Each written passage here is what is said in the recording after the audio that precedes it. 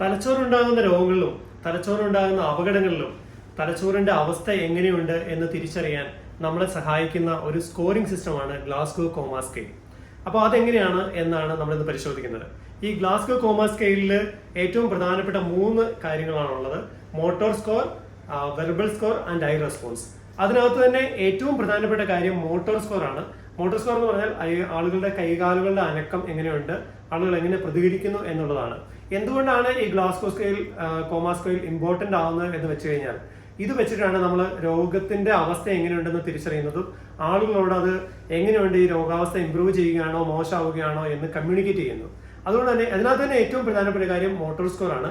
അപ്പോൾ ആ motor score എങ്ങനെയാണ് അസസ് ചെയ്യുന്നത് എന്നുള്ളതാണ് നമ്മളിത് പരിശോധിക്കുന്നത്. ഈ ഗ്ലാസ്ഗോ കോമ സ്കെയിലിന്റെ ഏറ്റവും കൂടിയ സ്കോർ എന്ന് പറഞ്ഞാൽ 15 ആണ്, ഏറ്റവും കുറഞ്ഞ സ്കോർ എന്ന് പറഞ്ഞാൽ 3 ആണ്. അപ്പോൾ അതിൽ ഈ മോട്ടോർ സ്കോർ പരിശോധിക്കുന്നത് എങ്ങനെയാണെന്ന് നോക്കാം. മോട്ടോർ സ്കോറിൽ തന്നെ 6 കമ്പോണന്റുകളുണ്ട്. അതിനകത്ത് M6 എന്ന് പറയുന്നതാണ് ഏറ്റവും നല്ല ഒരു മോട്ടോർ സ്കോർ എന്ന് പറയുന്നത്. M6 അസസ് ചെയ്യുന്നത് എങ്ങനെയാണെന്ന് നോക്കിക്കഴിഞ്ഞാൽ, കിടക്കുന്ന രോഗികളോട് നമ്മൾ വന്ന് ആദ്യം തന്നെ രോഗിയുടെ പേര് ചോദിക്കും. എന്താ പേര്? അരുൺ. അരുൺ നാക്കം നീട്ടി കാണിച്ചേ. ഗുഡ്. അരുൺ കൈയൊന്ന് പൊക്കി കാണിച്ചേ. Okay, good. കാലൊന്ന് മടക്കി കാണിച്ചേ. ഓക്കെ. സോ ഇതാണ് M6 അസസ് ചെയ്യുന്ന മെത്തേഡ്. അതായത് പേര് ചോദിക്കുക, നാക്ക് നീട്ടി കാണാൻ പറയുക, കൈകാലുകൾ പൊക്കാൻ പറയുക, കാല് മടക്കാൻ പറയുക. അപ്പോൾ ഇതാണ് M6 ആയിട്ടുള്ള റെസ്പോൺസ്. ഇനി നമുക്ക് M5 റെസ്പോൺസ് നോക്കാം. M5 റെസ്പോൺസ് നോക്കാനായിട്ട് നമ്മളൊരു നല്ല പെയിൻഫുൾ ഒരു സ്റ്റിമുലൈ കൊടുക്കുകയാണ് ചെയ്യുന്നത്. ഓക്കെ, ഇപ്പൊ കണ്ടില്ലേ, പെയിൻഫുൾ സ്റ്റിമുലസ് നമ്മൾ കൊടുക്കുന്നത് സാധാരണ ഷോൾഡറിന്റെ മുകളിലുള്ള മസിലിലാണ് കൊടുക്കുന്നത്. ആ പെയിൻഫുൾ സ്റ്റിമുലസ് കൊടുക്കുമ്പോഴത്തേക്കും നമ്മുടെ കൈ പിടിച്ചു മാറ്റാൻ രോഗി ശ്രമിക്കുകയാണെങ്കിൽ അത് M5 റെസ്പോൺസ് ആണ്. ഇനി M4 എങ്ങനെയാണെന്ന് നോക്കാം. ഞാൻ പെയിൻഫുൾ സ്റ്റിമുലസ് കൊടുത്തു. പെയിൻഫുൾ സ്റ്റിമുലസ് കൊടുത്തു കഴിഞ്ഞപ്പോൾ പേഷ്യന്റിന് കൈ പൊക്കി കൊണ്ടുവരുന്നുണ്ട്, പക്ഷെ എവിടെയാണെന്ന് ലോക്കലൈസ് ചെയ്യാൻ പറ്റുന്നില്ല. അത് നിങ്ങൾ കണ്ടല്ലോ, അതാണ് M4 സ്കോർ എന്ന് പറയുന്നത്. ഇനി M3 സ്കോർ എങ്ങനെയാണെന്ന് നോക്കാം.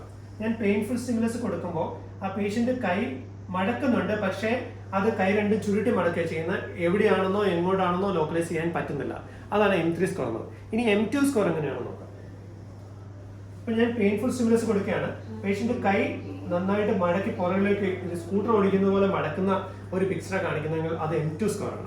ഇനി M1 സ്കോർ എങ്ങനെയാണ് നോക്കാം. അപ്പൊ ഞാൻ പെയിൻ കൊടുക്കുന്നു, പക്ഷെ പേഷ്യന്റ് ഒരു അനക്കവും ഇല്ല, കൈകാലുകൾ ഒന്നും അനക്കുന്നില്ല, കാലും അടക്കുന്നില്ല, കൈ അനക്കുന്നില്ല, തലയും അനക്കുന്നില്ല എന്നുണ്ടെങ്കിൽ ഒരു M1 സ്കോർ ആണ്.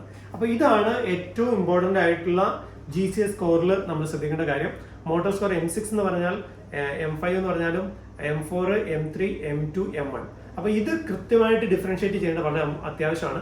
M6 എന്ന് പറയുന്ന ഒരു നല്ല സ്കോറാണ്. M1 എന്ന് പറഞ്ഞാൽ ഒരു റെസ്പോൺസും ഇല്ലാത്ത അവസ്ഥയാണ്. M6ൽ നിന്ന് പേഷ്യന്റ് M5ലേക്ക്, M4ലേക്ക്, M3ലേക്ക് പോകുന്നുണ്ട് എന്നുള്ളത് തിരിച്ചറിയുക എന്നുള്ളതാണ് ഏറ്റവും പ്രധാനപ്പെട്ട കാര്യം. അത് തിരിച്ചറിഞ്ഞു കഴിഞ്ഞാൽ തലച്ചോറിലുള്ള പ്രഷർ കൂടുന്നുണ്ട്, തലച്ചോറിൽ ബ്ലോക്ക് ഉണ്ടാവുന്നുണ്ടോ, ബ്ലീഡിംഗ് ഉണ്ടാവുന്നുണ്ടോ, നീര് കൂടുന്നുണ്ടോ എന്നുള്ള പ്രശ്നങ്ങൾ ഉണ്ടാവുന്നുണ്ടെന്ന് മനസ്സിലാക്കുക. എത്രയും പെട്ടെന്ന് അടുത്ത ആക്ഷൻ എടുക്കുക. ചിലപ്പോൾ ഒരു CT സ്കാൻ എടുക്കേണ്ടി വരും, അല്ലെങ്കിൽ ബ്ലഡ് ഇൻവെസ്റ്റിഗേഷൻ നോക്കേണ്ടി വരും. അത് ചെയ്യുക എന്നുള്ളതാണ് ഏറ്റവും ഇമ്പോർട്ടന്റ് ആയിട്ടുള്ള കാര്യം. അതാണ് മോട്ടോർ സ്കോറിന്റെ ഇമ്പോർട്ടൻസ്. ഗ്ലാസ്ഗോ കോമ സ്കെയിലിൽ ഏറ്റവും പ്രധാനപ്പെട്ട ഒന്ന് മോട്ടോർ സ്കോർ ആണെന്ന് നമ്മൾ കണ്ടു. അത് കഴിഞ്ഞിട്ടുള്ള ഇമ്പോർട്ടന്റ് ആയിട്ടുള്ളത് ഐ റെസ്പോൺസ് ആണ്. ഐ റെസ്പോൺസ് പേഷ്യന്റ് അലേർട്ട്നെസ്സിനെ കുറിച്ച് പറയുന്നതാണ്. അപ്പോൾ അത് നോക്കുന്നത് ഐ റെസ്പോൺസിന്റെ 4 സ്കോർ ഉണ്ട്. E4 എന്ന് പറഞ്ഞാൽ നമ്മൾ നോർമലി പേഷ്യന്റിനെ നോക്കുമ്പോൾ പേഷ്യന്റ് കണ്ണ് തുറന്നിരിക്കുകയാണെങ്കിൽ നമ്മളോട് റെസ്പോണ്ട് ചെയ്യുന്നതാണെങ്കിൽ അത് E4 ആണ്. നോക്കൂ, ഇത് E4 സ്കോർ ആണ്.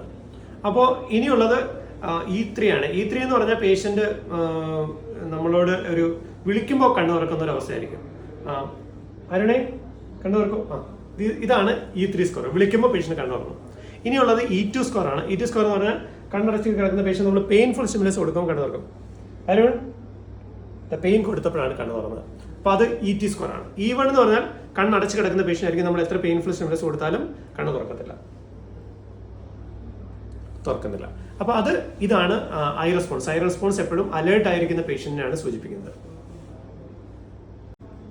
ഗ്ലാസ്ഗോ കോമ സ്കെയിൽ ഇനി നമ്മൾ പരിശോധിക്കുന്നത് വെർബൽ റെസ്പോൺസ് ആണ്. വെർബൽ റെസ്പോൺസിന് 5 കമ്പോണന്റ് ഉണ്ട്. V5 എങ്ങനെയാണ് നോക്കുന്നത് നോക്കാം. V5 പേഷ്യന്റിനോട് നമ്മൾ പേര് ചോദിക്കും. എന്താ പേര്? ഓക്കെ. വീട് എവിടെയാ? ഇപ്പൊ സമയം എത്രയായിട്ടുണ്ട്? ഓക്കെ. അപ്പൊ നമ്മൾ 3 കാര്യങ്ങൾ ചോദിച്ചു. പേരെവിടെയാണ്, സ്ഥലം എവിടെയാണ്, സമയം എത്രയാണ്, അത് കൃത്യമായിട്ട് മറുപടി പറഞ്ഞു. അതാണ് V5 സ്കോർ. ഇനി നമുക്ക് V4 സ്കോർ ചോദിക്കാം. എന്താ പേര്? കോട്ടയത്താണ് വീട്. ഏതാ സ്വന്തം വീട് എവിടെയാന്നാ പറഞ്ഞേ? എൻ്റെ പേര് അരുൺ. ഓക്കെ. ഇപ്പൊ സമയം എത്രയായിട്ടുണ്ട്? രാവിലെ ആയിട്ടുണ്ട്. കണ്ടോ? അപ്പൊ ഇതിനകത്ത് അരുൺ 3 കാര്യങ്ങളും കൃത്യമായിട്ടല്ല പറഞ്ഞത്. സ്ഥലം പേര് പറഞ്ഞതും സമയം പറഞ്ഞതും സ്ഥലം പറഞ്ഞതും തെറ്റായിട്ടാണ് പറഞ്ഞത്. പേഷ്യന്റ് കൺഫ്യൂസ്ഡ് ആണ്.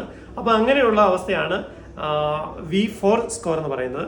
ഇനി നമുക്ക് V3 എങ്ങനെയാണ് നോക്കാം. V3 പേഷ്യന്റ് ആക്ച്വലി ഇറിറ്റബിൾ ആയിരിക്കും, നമ്മളോട് ഭയങ്കര ചീത്ത വിളിക്കുന്ന ഒരു സ്റ്റേജ് ആയിരിക്കും. അരുൺ അരുൺ പേരെന്താ? വീട് കണ്ടോ? ശ്രദ്ധിച്ചില്ലേ? അപ്പൊ അരുൺ ഭയങ്കര ഇറിറ്റബിൾ ആയിരിക്കുന്നു, അരുൺ പലപ്പോഴും ചീത്ത വിളിക്കാൻ ശ്രമിക്കുന്നു. അപ്പൊ അങ്ങനെയൊക്കെയുള്ള ഒരു അവസ്ഥ ഉണ്ടെങ്കിൽ അത് ഒരു V3 സ്കോർ ആണ്. ഇനി V2 എങ്ങനെയാണ് നോക്കാം. V2 പേഷ്യന്റ് ഒന്നും സംസാരിക്കത്തില്ല. അരുൺ എവിടെ വീട്? കണ്ടോ? അരുൺ പേഷ്യന്റ് സംസാരിക്കുന്നില്ല. അപ്പൊ അങ്ങനെ ഉണ്ടെങ്കിൽ അത് ഒരു V2 സ്കോർ ആണ്. V1 സ്കോർ എന്ന് പറഞ്ഞാൽ പേഷ്യന്റ് ഒരു റെസ്പോൺസ് ഉണ്ടാവില്ല. അരുൺ കണ്ണു തുറക്കൂ. പേരെവിടെയാ? പേരെന്താ? വീട് എവിടെയാ? ഒരു റെസ്പോൺസ് അരുൺ കാണിക്കുന്നില്ല, പേഷ്യന്റ് കാണിക്കുന്നില്ല എങ്കിൽ അത് ഒരു V1 റെസ്പോൺസ് ആണ്. അപ്പൊ ഗ്ലാസ്കോ കോമ സ്കെയിൽ എപ്പോഴും 15 3 എന്ന് പറയുന്നതിന് പകരം ഈ score, verbal score, motor score എന്ന് പ്രത്യേകം സെപ്പറേറ്റ് ചെയ്ത് തന്നെ പറയണം. എന്നാൽ മാത്രമേ നമുക്ക് പ്രോപ്പറായിട്ട് കമ്മ്യൂണിക്കേറ്റ് ചെയ്യാൻ പറ്റത്തുള്ളൂ. അടുത്ത ഓവർ കൊടുക്കുന്ന സമയത്തോ, അടുത്ത ഡോക്ടേഴ്സിനോട് കമ്മ്യൂണിക്കേറ്റ് ചെയ്യുന്ന സമയത്തോ, നിങ്ങൾ വേറൊരു പേഷ്യന്റിനെ കുറിച്ച് കമ്മ്യൂണിക്കേറ്റ് ചെയ്യുന്ന സമയത്തോ ഈ ഗ്ലാസ്കോ കോമ സ്കെയിൽ കൃത്യമായിട്ട് തന്നെ പറയണം എന്നുള്ളതാണ് അതിന്റെ ഒരു ഉപയോഗം നമുക്ക് പ്രോപ്പറായിട്ട് ഉണ്ടാവുകയുള്ളൂ.